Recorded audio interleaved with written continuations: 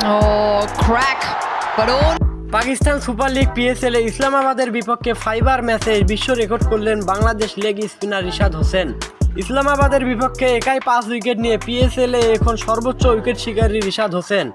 দর্শক, বিস্তারিত জানতে হলে ভিডিওটি না টেনে সম্পূর্ণ দেখার অনুরোধ রইল।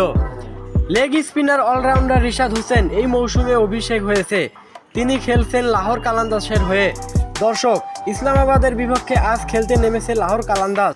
শুরুতে এদিন আগে ব্যাটিং করতে নেমেছে ইসলামাবাদ। তার আগে ব্যাটিং করতে নেমে শুরু থেকেই দুর্দান্ত খেলতে থাকেন ইসলামাবাদের দুই ওপেনার। তবে এদিন বল হাতে ৭ম ওভারে আসেন বাংলাদেশের লেগ স্পিনার রিশাদ হোসেন। প্রথম ওভারেই তুলে নেন 2টি উইকেট।